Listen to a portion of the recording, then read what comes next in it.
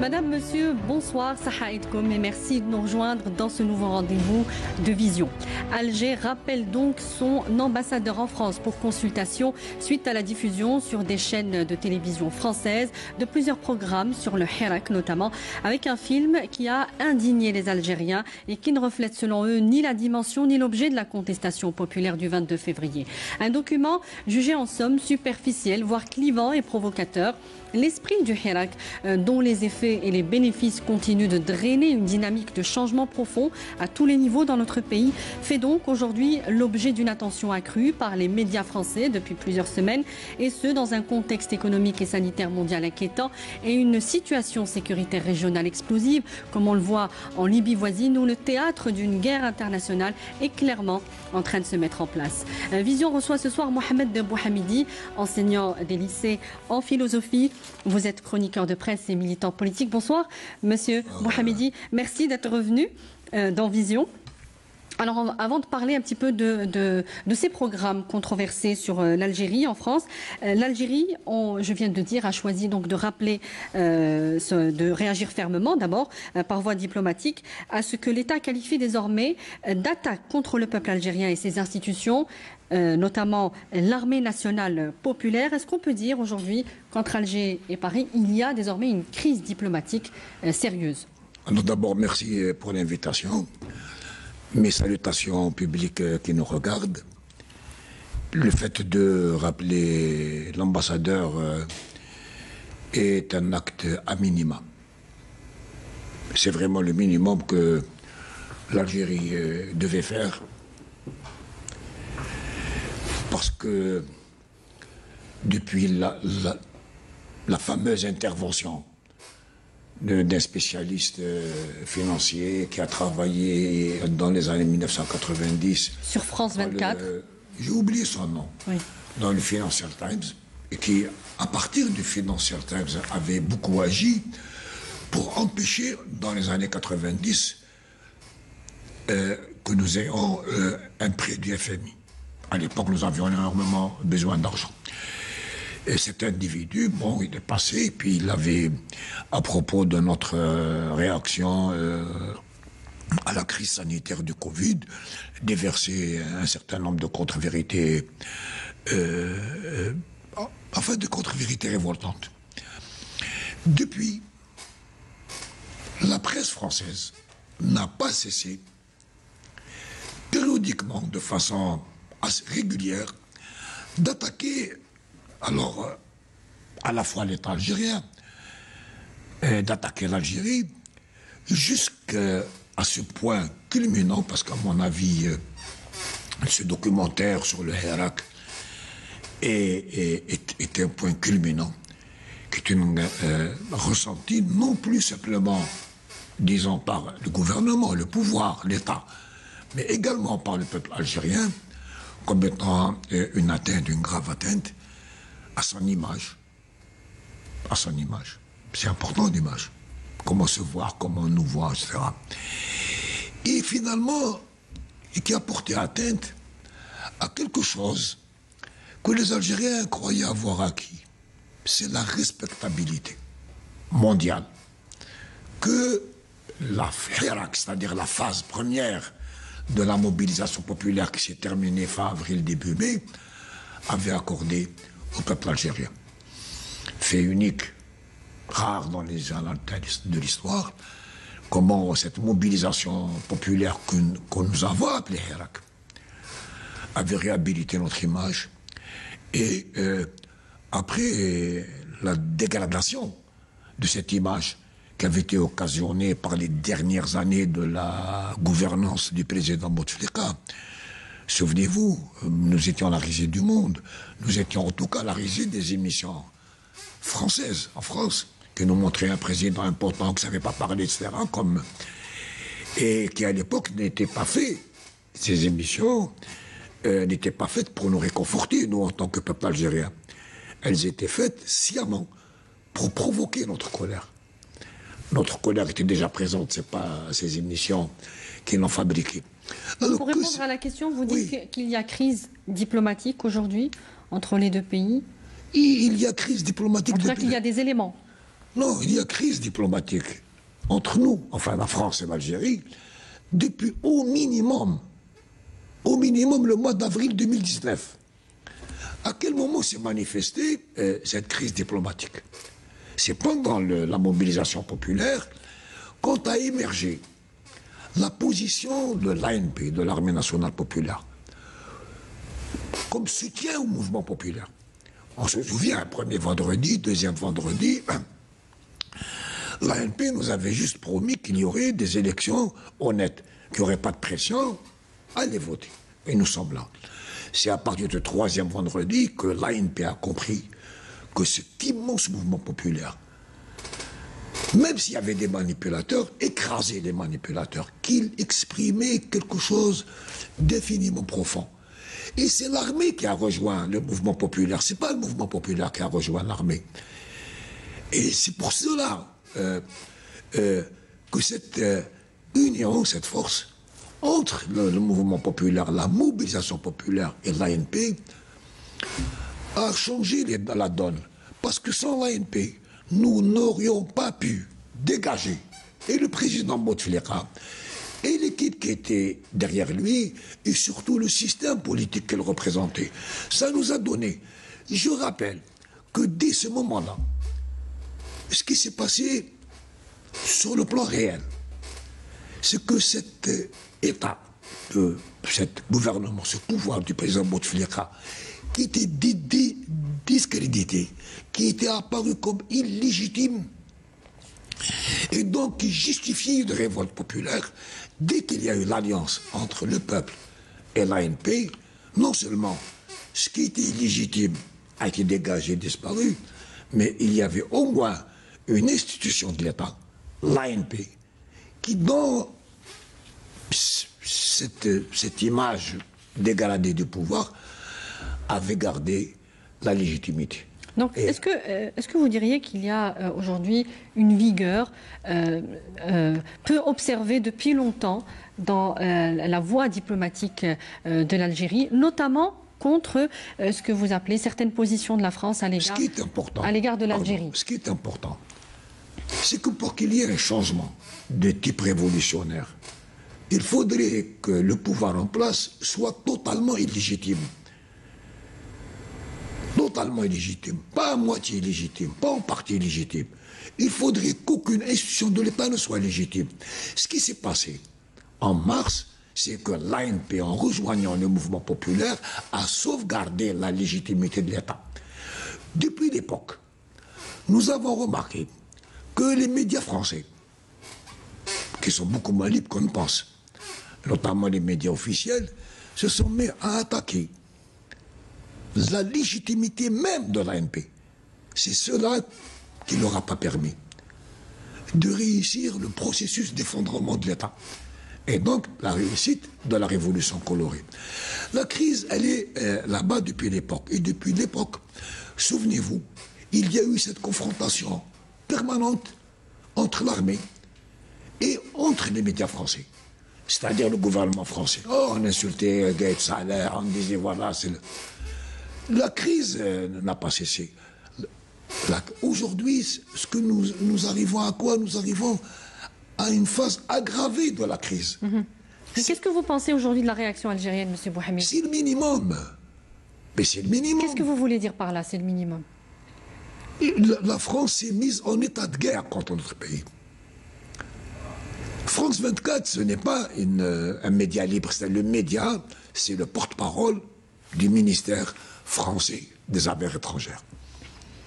C'est pas autre chose. France 24 dit ce que pense le ministère français des Affaires étrangères, mais il ne peut pas dire. Ce qu'il ne peut pas dire, c'est le fou du roi. C'est le bouffon à la cour. Et il dit ce que l'autre ne peut pas dire. Et donc il dit la véritable pensée de ce ministère. Et ce qu'ils ont dit sur nous, c'est-à-dire à propos d'Acta, c'est un acte de guerre. Et l'émission là, elle est passée dans une chaîne qui est une chaîne d'État. Une télévision publique, oui. Et c'est une chaîne d'État. Oui. Est-ce que dans une chaîne d'État, il y a quelqu'un qui peut aller critiquer Israël? Alors comment vous expliquez aujourd'hui cette obsession, M. Bouhamidi, ces contenus récurrents, hostiles, sur le Hirak notamment, sur le Hirak algérien, sur l'État, sur les institutions, vous le disiez.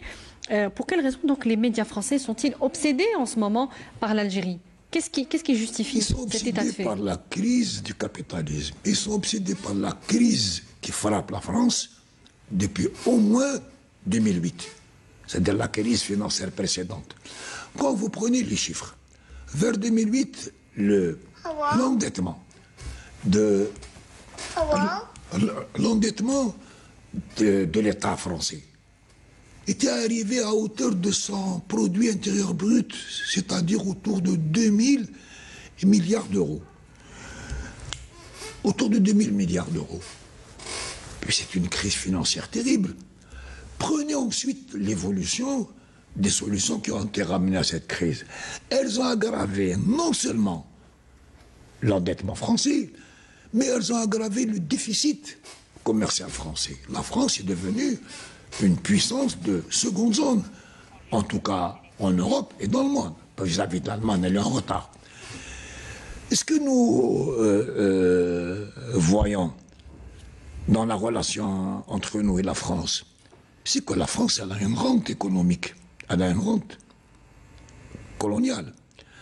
Ici, les médias algériens, à la suite de pseudo-penseurs économistes français, nous bassinent avec l'histoire que nous sommes une économie rentière. C'est-à-dire que nous avons le pétrole et nous vivons grâce au pétrole sans rien faire. Bon, c'est des gens qui ne doivent pas se réveiller le matin pour aller voir les travailleurs algériens aller à leur boulot, les enseignants, les ouvriers.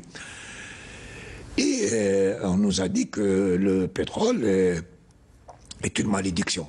Ça n'a pas été une malédiction lorsque nous avions une politique de développement national. C'est-à-dire juste après l'indépendance, jusqu'aux années 80. Le pétrole nous a servi à construire des écoles, des universités, faire des usines, donner du travail aux gens, etc. Il est devenu une malédiction à partir du moment où nous sommes rentrés, où nous sommes revenus en réalité dans l'option du système économique capitaliste. À partir de là, les revenus du pétrole n'étaient plus mis au service de notre peuple, de notre pays, de notre société, de nos besoins, mais mis au service des oligarques. Et vous voyez comme ça, aller au bout de cette option capitaliste, nous avons vu donc les oligarques qui sont actuellement en prison, mais aussi les ministres, les premiers ministres, etc., tous ceux qui ont profité. Le pétrole a été, pour nous, une bénédiction quand on avait le développement national. C'est devenu une malédiction qu'on a eu des ministres comme Bouchouarb, ou là, comme Chakib Khalil, qu'on a eu des courtiers comme Farid Bidjaoui. La malédiction n'est pas dans l'objet lui-même. Alors en quoi aujourd'hui elle est dans le rapport social. En quoi cette crise capitaliste dont vous parlez en Europe Je n'ai pas terminé sur cette idée. Allez-y. Alors, quel est le rapport de la France avec l'Algérie? C'est qu'avec le retour de cette notion pour le capitalisme, la France a retrouvé vis-à-vis d'Algérie une position entière. Ça veut dire quoi? Ça veut dire que la France, elle a une rente coloniale sur ses anciennes colonies. Elle est évidente avec le franc CFA. Elle est évidente pour les pays, l'Afrique de l'Ouest, les ex-colonies. Elle est moins évidente pour nous. Mais si vous regardez bien, ce qui lui a permis à la France de pouvoir vendre, exporter chez nous, c'est ça, c'est cette relation coloniale qu'elle a su reprendre, sauvegarder à travers ses réseaux, à travers ses amis, à travers la création d'une véritable France-Afrique. Concrètement, pour le public qui nous écoute, si vous prenez les bénéfices ou là, les espaces comparatifs entre nos importations de la Chine et nos importations de la France, ce que la France maintient comme importation ici, c'est pas à partir de facteurs purement économiques. C'est à partir des facteurs de relations politiques et administratives avec l'État algérien, en tout cas avec ses amis qui sont cachés dans l'administration algérienne. Regardez combien de voitures, combien de camions, combien de produits nous importons dans la réglementation algérienne définit les normes qui correspondent exactement aux normes de l'industrie française. Alors, la Chine, elle a supplanté la France. La France n'est plus qu'à 2/3 des importations que nous importons de la Chine. Elle est en train de perdre le marché algérien. Évidemment, quand les présidents, la relation néocoloniale, ça veut dire quoi concrètement? Ça veut dire que Jacques Chirac a été élu, il venait chez M. Bouteflika, il prenait un chèque. Et il a sauvé Alstom. M. Sarkozy, c'est la même chose. Il est élu, il vient prendre ses contrats. Leurs performances économiques ne sont pas dues à des facteurs économiques, elles sont dues à des relations politiques. Et, Smaheli,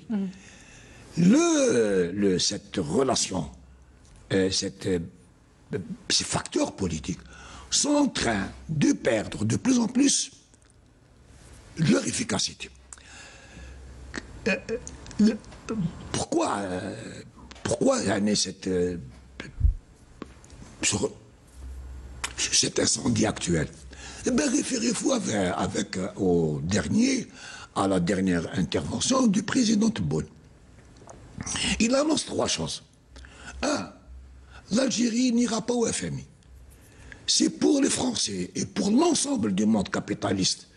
C'est une catastrophe. C'est-à-dire que nous n'allions pas sous les fourches codines du FMI qui va nous imposer encore ces mesures d'austérité qui nous a imposées en 1994 et qui nous a obligés ensuite d'aller constamment pour reprofiler la dette au club de Paris, au club de Londres. Oui. 2.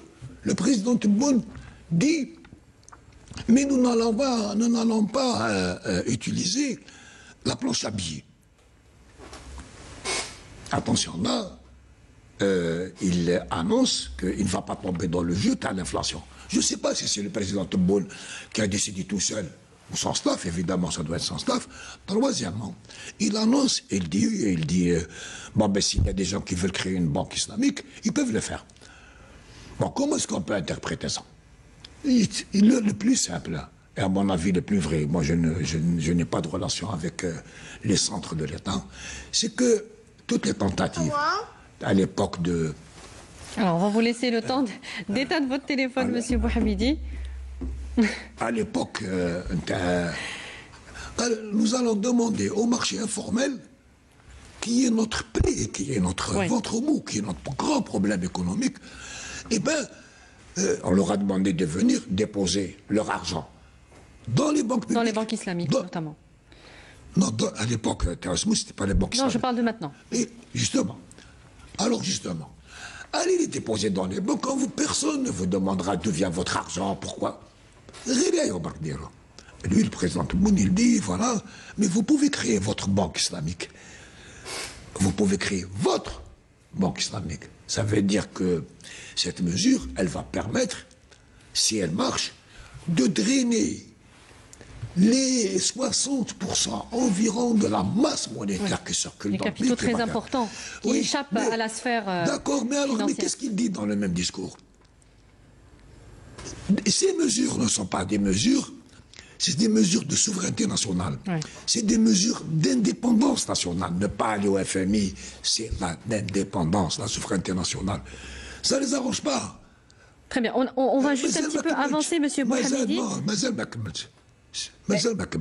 Essayez de faire un petit peu vite parce que nous avons plusieurs questions. Oui, allez-y. Il annonce que l'Algérie a opté définitivement pour une alliance avec la Chine sur les routes, sur les nouvelles routes de la soie. Cela signifie que l'Algérie a fait un changement stratégique qui va diminuer les capacités de la France à imposer une relation économique néocoloniale basée non pas sur la qualité de son économie, de ses produits, mais sur son influence politique. Oui. Qu'est-ce qui se passe? Est-ce que la France peut abandonner un marché algérien alors que le Covid, c'est-à-dire la crise sanitaire qui est venu... A déjà entamé la production mondiale, oui. Et il y a 6% de perte au niveau du produit intérieur brut français au premier trimestre, 5,8. Nous sommes dans le deuxième trimestre. La situation va s'aggraver. Il y aura certainement encore de nouveaux pourcentages qui vont être perdus.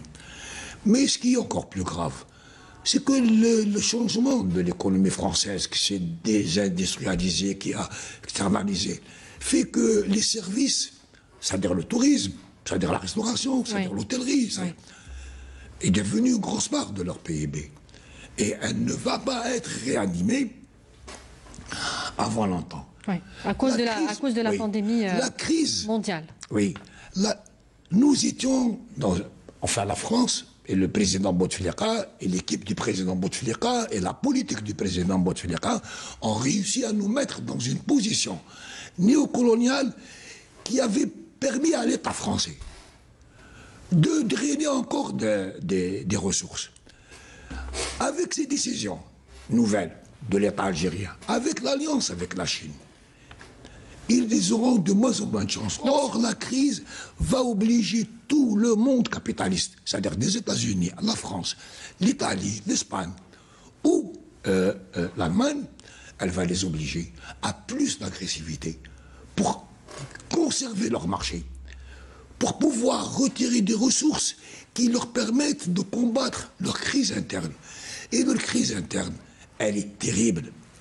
Donc, quand vous parlez d'agressivité, justement, on la retrouve rien que cette semaine.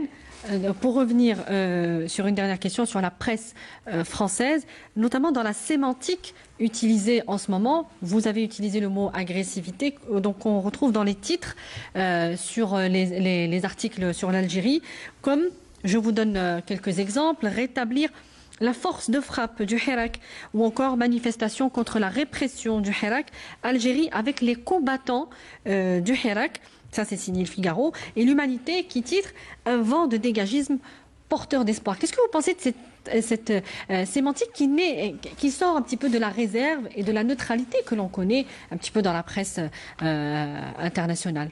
C'est une sémantique guerrière. Alors, dans une discussion précédente, je vous avais dit que le Hirak a connu plusieurs phases. La première phase, la mobilisation populaire, c'est le Hirak. C'est le Hirak. La deuxième phase, à partir du mois de mai, c'est un nouveau mouvement qui est né. Mais ce mouvement, il est déjà mort. Parce qu'il est déjà mort, il était dans une force unité. Et nous allons reparler de force unité à partir du documentaire. Il prépare une troisième phase. C'est que l'échec de la chute de l'État fait qu'ils vont être obligés de passer à une phase de la violence. De la violence réelle. Hadi, c'est la violence symbolique. Ce qu'il est en train de dire. Les combattants, bientôt on va dire les combattants de la liberté. Comme on a dit d'ailleurs pour les terroristes d'Alger à l'époque, c'est une sémantique guerrière. Oui. C'est une sémantique qui prépare les esprits, les opinions à la présence d'une violence en Algérie. Et c'est pas préparer l'opinion algérienne, c'est préparer leur propre opinion. Pour que demain, l'opinion française, bon, comme toute l'opinion mondiale, qui avait été abreuvée de caractère pacifique de la première phase de la mobilisation, puisse virer sa cutie. C'est-à-dire qu'elle puisse virer vers une nouvelle perception de ce qui se passe en Algérie, perception dans laquelle les gens qu'on dit opprimés, qu'on dit réprimés, qu'on dit écrasés, aient le droit symbolique de résister, et de résister par la violence. C'est ce qu'ils sont en train de faire.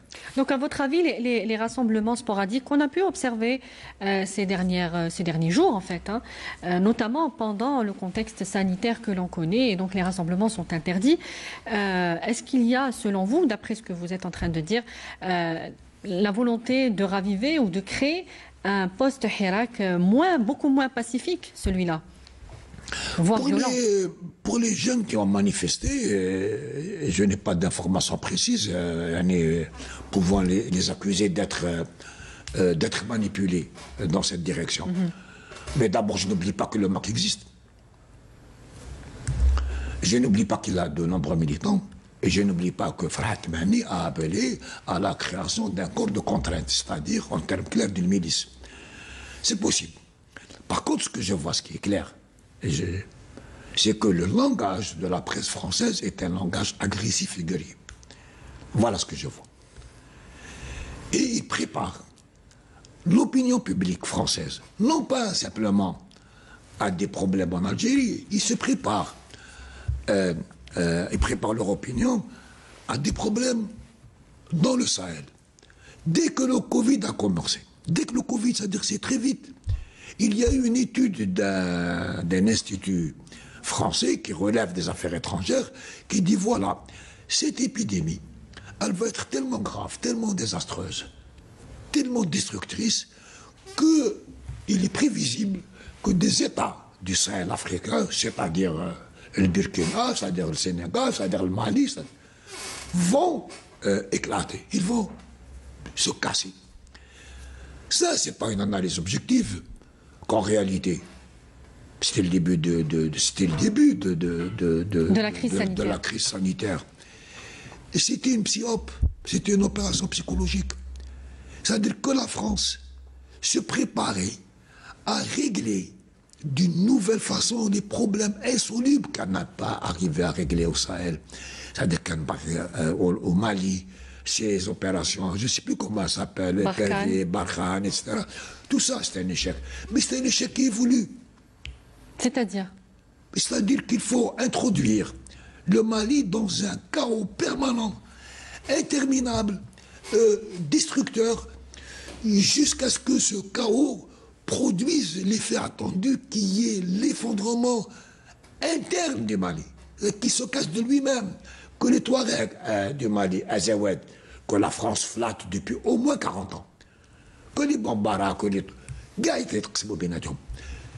L'effondrement. Mais l'effondrement de ces États-nations, comme vous le dites, M. Bouhamidi, constituerait aussi, comme on l'a souvent entendu, de la part d'officiels français, notamment donc sur l'Algérie, sur des grands pays comme le Mali, constituer une menace pour l'autre rive de la Méditerranée en termes d'immigration clandestine. Comment concilier entre ces deux visions? Oui, bon, d'abord, ce qui constitue une menace pour l'impérialisme français, c'est l'existence des États nationaux. Ce n'est pas l'existence de cantons ethniques.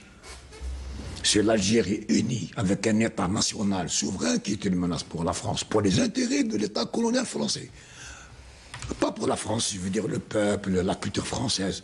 Pas du tout. C'est pour l'État néocolonial français. Donc vous dites qu'il faut dissocier entre l'État et le peuple français. Mais évidemment qu'il faut dissocier. Nous n'avons pas oublié que les porteurs de valises nous ont aidés. Et n'oublions pas que les gilets jaunes, c'est un peu nos frères, c'est même beaucoup nos frères, parce qu'ils vivent, ils souffrent de leur propre impérialisme. C'est la politique économique de leur État, de leur gouvernement qui les a mis dans cette situation de misère. Et ça va aller en s'aggravant. Nous sommes les frères de conditions avec les banlieues, avec les populations émigrées, qu'elles soient, je veux dire, d'Algérie ou d'ailleurs, du Sénégal, du Mali. Mais l'immigration, ça les arrange. Ce que les gens ne comprennent pas, tout ça, c'est du cinéma. Mais ils ont besoin de l'immigration. Et qu'elle soit clandestine, précisément, et non pas légale. Et pourquoi clandestine? Alors, premièrement, vous prenez toutes les études démographiques. Il y a une baisse de la natalité européenne, mais une baisse très grave. C'est-à-dire qu'il y a une dénatalisation. Le nombre de naissances ne compense pas le nombre de morts. La population européenne vieillit. Vieillissante, oui. Oui. Non seulement elle vieillisse, mais la part des femmes qui sont en possibilité d'accoucher, elle diminue. Et donc la crise démographique, elle est intense. et elle va les détruire. Elle va les casser. Ils ont besoin de renouveler leur population. Il faut qu'ils ramènent des forces qui sont jeunes. Mais comment vont-ils le faire? De façon légale et de façon digne pour ces nouveaux arrivants en Europe. Ils ne peuvent pas le faire. Parce qu'en même temps, pour leur propre population, pour leur propre peuple, ils sont en train de casser le code du travail. Ils sont en train de casser le droit du travail. Il faut que leur propre peuple soit moins payé. Regardez comment l'évolution du droit du travail fait que les gens sont de moins en moins bien payés. Ouais. Ils travaillent plus. Oui. Ils sont Pendant moins payés. ce Covid, la presse française, elle a attaqué disons, le gouvernement algérien en l'accusant de vouloir profiter du Covid pour arrêter le Hirak. Bon, s'il n'avait rien fait, on aurait dit voilà, il pousse les gens à mourir de la maladie. S'il fait, on l'accuse d'avoir de mauvaises intentions. Je ne sais pas, moi, si le gouvernement algérien a de mauvaises ou de bonnes intentions. Moi, je sais qu'il fallait absolument préserver nos vies, notre santé, etc. Par contre, ce que je vois clairement, c'est que pendant ce Covid, pendant le confinement, le gouvernement français, l'État capitaliste français, il a frappé les Français 2 fois, de façon très grave. La première fois, c'est qu'il a modifié de façon non urgence la loi sur le travail. Ils l'ont enlevé. Ce qu'ils ne pouvaient pas enlever avant, hein, quand la situation était normale, eh bien, ils viennent d'enlever aux travailleurs français un certain nombre de droits. Mais ils viennent de faire plus grave. Il y a la loi Avia, dictée à la ministre française, qui leur interdit la parole. Ils nous accusent de répression, de loi de... Ils viennent de leur enlever la parole. C'est-à-dire toute parole aujourd'hui dissidente va être non seulement, comment on appelle ça, elle va être interdite. Avant, on l'attaquait. Il n'est pas dans la pensée correcte, c'est un extrémisme. Lyon, ça va être interdit, et interdit par la loi. C'est un État qui a légalisé l'interdit de la parole.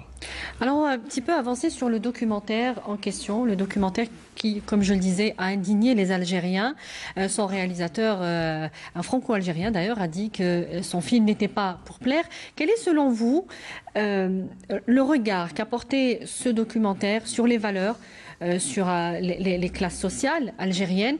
Et est-ce qu'il y a eu, sur la femme aussi particulièrement, parce que le débat a été soulevé à ce niveau-là, et est-ce que selon vous, et ce sera la deuxième partie de la question, est-ce que selon vous, il y a eu la volonté de confronter deux classes qui sont souvent dans un bras de fer, des idées, notamment les progressistes et les conservateurs, M. Bouhamidi? Oui. Mais d'abord, ce documentaire est un acte de guerre.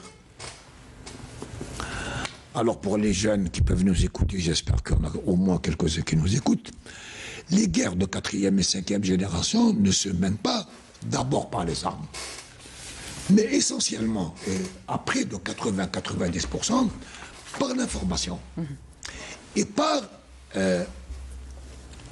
le travail idéologique, le travail psychologique. Elles se gagnent ou elles se perdent, les guerres de 4e et 5e génération, sur le plan de la communication. Ce documentaire est un acte de guerre. Mais avant de venir, pourquoi c'est un acte de guerre, je vais parler des jeunes, des réactions ici en Algérie. Les gens étaient indignés. Bon, ils nous ont trahis, ils ont sorti un certain nombre d'analyses, ils nous ont trompés.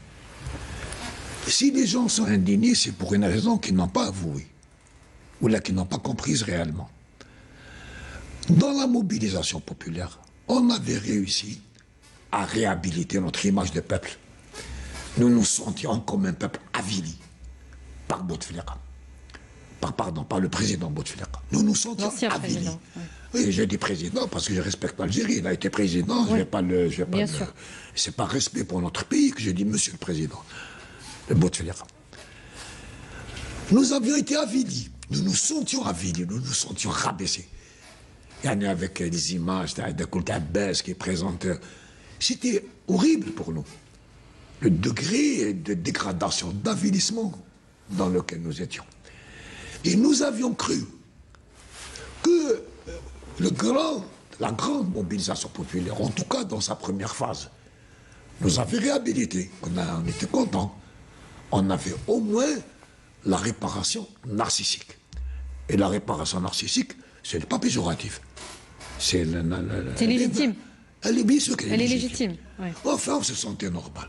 Et ce type-là, avec cette chaîne de télévision, avec les chefs de la télévision qui sont derrière et qui orchestraient, il vient et l'image de ce peuple mûr, politique, qui avait un programme, qui voulait changer, disparaît totalement. Et ça devient quoi? Ça devient une question individuelle. C'est ça qu'il reproche fondamentalement. À l'intérieur, ce choc, il ne concerne pas simplement les gens qui sont solidaires avec ces jeunes. Et c'est le choc pour nous tous, qui ne me sont pas du tout solidaires avec ces jeunes. Mais c'est mon droit. C'est mon droit. Il y a beaucoup même de gens qui doivent être contre eux. Mais même moi, je me sens dégradé par ces documentaires. Mais même les autres, c'est-à-dire les conservateurs, les vieux barbants, les gars. Parce qu'il nous a touchés, non pas dans leur image, ce garçon, il nous a touchés dans l'image que nous avions cru avoir récupérée. Et donc voilà combien notre image est fragile, quand notre image dépend de l'étranger, dépend du regard de l'autre, et pas de nous. Voilà le premier point. Le deuxième point. Pourquoi ces jeunes disent qu'ils ont été trahis? Parce que cet documentaire est un exemple, est une preuve vivante qui les touche dans leur psychisme le plus profond. Que la manipulation, ça existe. Quand on disait, attention, il y a des forces organisées, les journaux étrangers, l'AFP, le France 24, tout ça, ça manipule. Mais qu'il y avait aussi en Algérie des ONG qui manipulaient. Non. Ils se présentaient, ils refusaient l'idée même de penser la manipulation. Parce qu'ils voulaient que leurs actes soient des actes entièrement libres et non déterminés, causés, expliqués par une intervention extérieure qui n'est pas la leur. Je vais vous lire tout à l'heure une citation de Hegel qui explique bien ça. Et c'est que s'ils reconnaissent qu'il y a manipulation, il faut qu'ils revoient tout le film, c'est-à-dire depuis le début. Or, ils refusaient cela. Ils ne peuvent pas accepter l'idée qu'ils ont été dans l'erreur. Et c'est une réaction de défense personnelle qui est légitime. Parce qu'il faut discuter avec eux. Nous devons discuter, nous tous les Algériens. À quel niveau ils ont été manipulés, selon vous, M. Bouhamidi? Rappelons que ce sont, pour la plupart, qui ont témoigné dans le documentaire, ce sont des jeunes Algériens qui sont dans la vingtaine. D'accord. D'accord. D'accord. D'abord, le réalisateur, il n'avait aucune possibilité de faire passer son documentaire dans une chaîne française sans que la chaîne soit d'accord. Est-ce que quand même, c'est pas ça de... Quand nous trouvons le film, ensuite, il faut qu'il y ait les moyens à la chaîne. Ensuite, ceux qui se sont justifiés, les jeunes hommes qui se justifient, qui a dit, mais attendez, nous, on a vu une première fois, ils ont raconté un processus par lequel cet acte individuel, qui était un pur acte de curiosité, disons, philosophique, c'est le Hirak, et devine, attention, maintenant on va faire un petit film, un petit doc, qu'on va mettre sur YouTube. Ou est-ce qu'ils le mettent sur YouTube? Ou est-ce qu'ils le mettent sur cette chaîne? Quelle est la différence?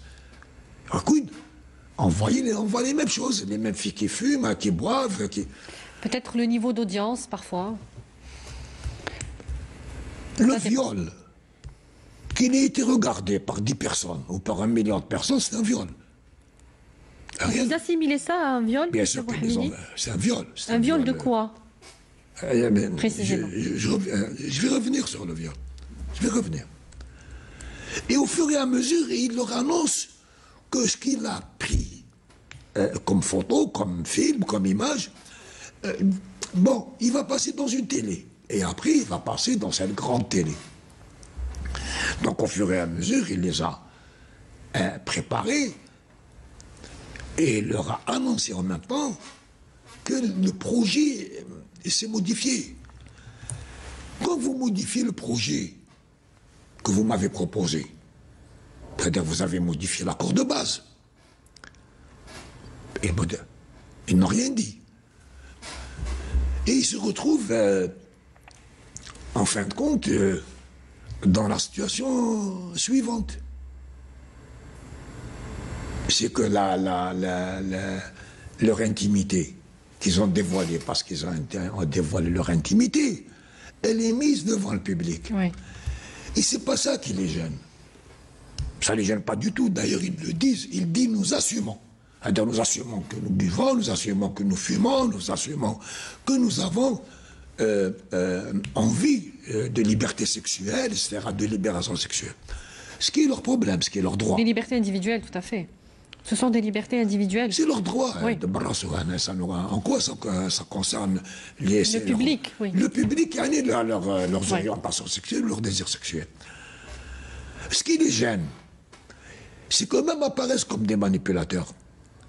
Parce qu'ils disent, nous sommes dans le Hirak. Mais quand ils ont été dans le Hirak, ils ne sont pas allés pour dire la vérité de leurs désirs. Quand nous rentrons dans le Hirak, non pas pour les idéaux nobles dont vous parlez, c'est-à-dire la liberté pour le peuple, la dignité dans le travail, le règlement de nos problèmes universitaires, de santé, etc., mais pour que nous ayons la liberté sexuelle. Et donc il y a tromperie. C'est-à-dire eux-mêmes, ils ont trompé. Eux-mêmes. Et ils sont gênés par le fait que leur discours ne peut plus arriver, marcher masqué. Ils se sont démasqués. Pourquoi le viol? Cette chaîne de télévision et ces messieurs ont violé ces personnes. C'est un viol symbolique. On les a violés dans leur intégrité psychique. Parce qu'ils n'avaient pas à mettre sur la place publique leurs fantasmes, leurs rêves. Et d'autant plus qu'ils lui ont dit que ça, c'est nos rêves personnels. Il les a violés dans leur intégrité psychique. Il les a violés dans leur intégrité sociale. C'était un viol. Le problème, c'est que c'est tellement gros que ces jeunes, au lieu de condamner leur violeur, parce que celui-là qui est condamnable, et si nous étions réellement en France, dans un état de droit, ils auraient dû l'attaquer pour viol. Oui. De leur intimité, de leur vie, etc. Et où la chaîne? Les deux. Et les deux sont des violeurs. Et au lieu de condamner les violeurs, on condamne le peuple algérien. Puisqu'ils ont dit, voilà maintenant, la société, notre peuple, il va nous attaquer. Pour écart moral. Qui fait chianer Rouma, ils vous violent et c'est nous qui sommes les coupables. C'est ce que je veux leur dire. Nous ne sommes pas coupables de vos écarts. Et même si le peuple algérien a le droit, de discuter des mœurs qui sont acceptables ou inacceptables dans son pays. Je parle des mœurs. Oui. Je ne parle pas des orientations sexuelles, parce que depuis la nuit des temps, dans le monde arabe, ces orientations sexuelles, toutes les orientations sexuelles étaient admises, et même dans les cours taïrois, et chez les poètes, partout. C'est pas eux qui vont nous apprendre, nous donner des leçons sur ce plan-là, quand nous avons eu les mêmes c'est pas eux qui vont nous apprendre ça quand nous on a eu les mille et une nuits. De ce point de vue-là, au moins, ils ne peuvent pas nous donner des leçons sur ce qu'on appelle l'érotisme. Et plus loin, c'est-à-dire, il dit que la chaîne a fait le jeu du gouvernement algérien. Mais enfin, pourquoi vous attaquez le gouvernement? Est-ce que c'est le gouvernement algérien qui vous a violé? C'est insensé. Et nous avons ici quelque chose d'important à signaler. C'est la difficulté, sinon l'impossibilité, pour ces jeunes de se penser et de penser leurs actes. Ils sont obligés chaque fois de trouver un coupable qui est extérieur, jamais en eux. Et sur le problème des jeunes, ils sont jeunes. Oui, d'accord. Moi, je vais accepter ce qu'ils ont dit, c'est-à-dire, bon, ils sont jeunes, donc ils ont pu se tromper. Mais s'ils sont jeunes, ils peuvent se tromper. Qu'est-ce qu'a montré ce documentaire? C'est qu'ils sont immatures. C'est que jeunes. Et donc jeunes. Oui, mais s'il est la jeunesse est un petit peu synonyme. D'accord, mais s'il est immature, comment est-ce qu'il peut prétendre à diriger un mouvement qui va transformer l'Algérie? S'il est mature, il est mature. Quoique. Oui. Ben Mehdi, il avait 23 ans. Ben Boulaïd. C'est pas tout à fait la même génération, ni le même peut-être niveau de conscientiabilité. On va un petit peu avancer, M. Bouhamidi, parce qu'il nous reste... Et donc c'est bien cela. S'ils sont immatures, ils ne peuvent pas prétendre à diriger un mouvement aussi important que le mouvement révolutionnaire que nous sommes en train de vivre en Algérie. Je ne crois pas qu'ils se soient présentés comme des dirigeants du mouvement, mais comme des militants, enfin, en tout cas, à l'intérieur... Vous êtes toujours un militant tant que vous n'êtes pas dans l'image. Une dernière question, Monsieur Bouhamidi, puisqu'il nous reste vraiment très peu de temps, 3 minutes pour terminer cette émission. Moi, j'aimerais qu'on termine sur les perspectives de cette crise. En même temps, enfin, il y a des crises multiformes aujourd'hui dans le pays. Donc, la crise sanitaire, cette crise diplomatique qui se profile avec la France. Et quelles sont les perspectives d'un agenda qui, visiblement, cible un agenda international, cible l'Algérie en ce moment, avec tout le contexte régional que l'on connaît? Alors, à mon avis, l'agressivité de la France actuelle, les Français ont fait des mauvais calculs parce que, en plus de la crise dite à le Covid, nous avons eu des problèmes financiers liés au pétrole, au prix du pétrole.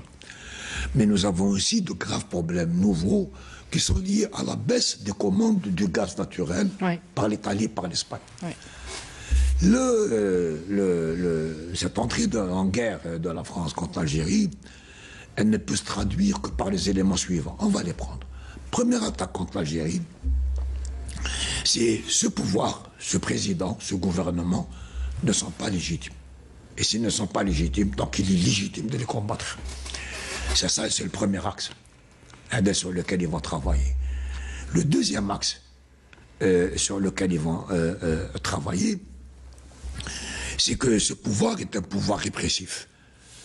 Il réprime, il casse les libertés, et cet axe-là est un axe...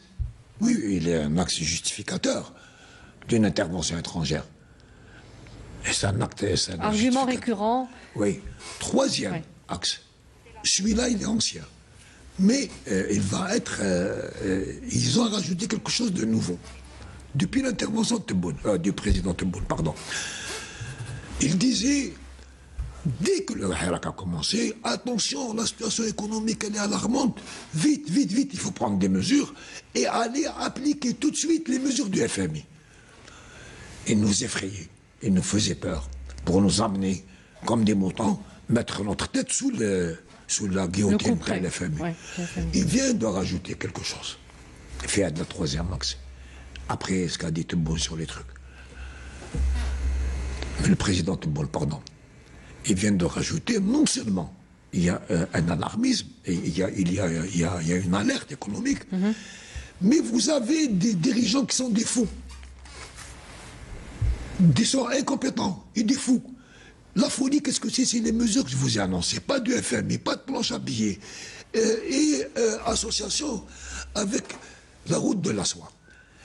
Voilà les trois axes sur lesquels ils vont attaquer le pouvoir en général et l'État. Mais ils vont en Algérie, pour nous, peuple algérien, société algérienne, ils vont crier, ils vont profiter, ils vont mettre de l'huile sur le feu de toutes les divisions possibles et imaginables. Voilà. Alors je répète, Monsieur Mohamed Bouhamidi, vous êtes enseignant des lycées en philosophie et chroniqueur de presse. Vous êtes aussi militant politique. Merci d'avoir répondu à nos questions. Merci à vous également de nous avoir suivis dans ce nouveau rendez-vous de Vision. On se retrouve très prochainement. Excellente suite des programmes. Bonsoir.